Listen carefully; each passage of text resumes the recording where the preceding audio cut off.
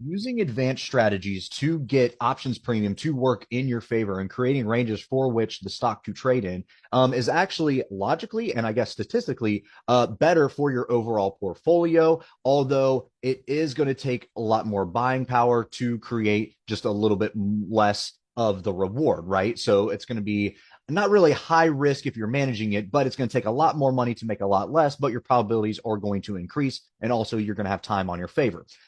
In our previous videos, we discussed iron condors, and we also have a video about managing iron condors as well. But in this video, we're going to discuss something called an iron fly. Now, how do you make up an iron fly, and why would you want to do this, and what are the benefits of actually putting on an iron fly compared to an iron condor?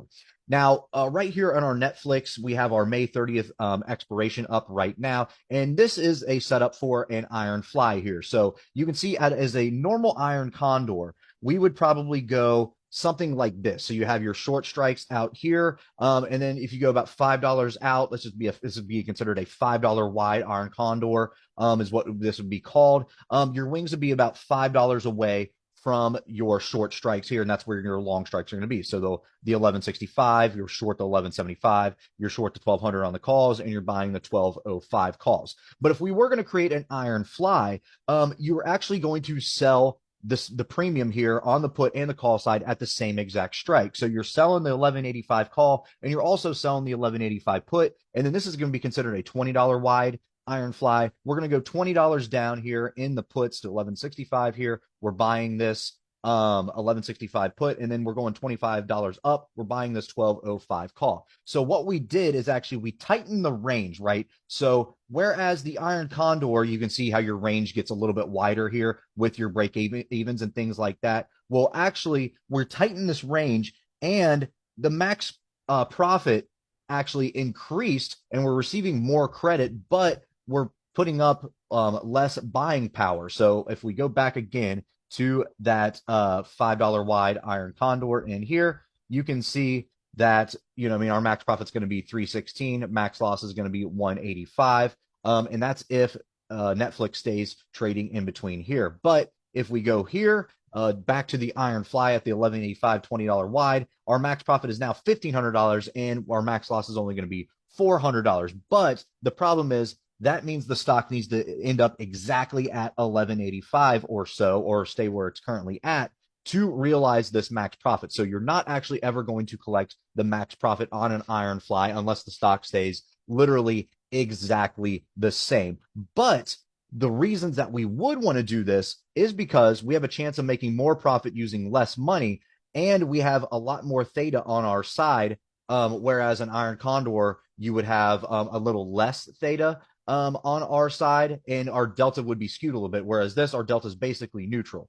So here, the range has decreased a little bit, and we do need the stock to go exactly right here to realize this max profit. But if we're managing this every hour, every half an hour throughout the day, we're doing a 0 DTE, or we're doing a 1 day, or even if it's a weekly, right? And here, we are still going to be managing this very, very aggressively, and actually trying to close this out as quick as possible. So you would not put up this $400 to create the full 1,500. I just said I'm going to leave it until I make the full 1,500. No, you wouldn't do that. You would deploy this and then let the stock kind of dance around here for about 20, 30 minutes, and then go back and check it and see where you're at. If you're down 50, or if you can buy it back for 50 cents cheaper, $1 cheaper, then go right ahead. You just made $50 to $100 in about, I don't know, 15, 20 minutes, 30 minutes, doing basically nothing, right? And you actually had time in your favor. So that's why you want to deploy this. Your probability of profit is going to decrease by doing this, because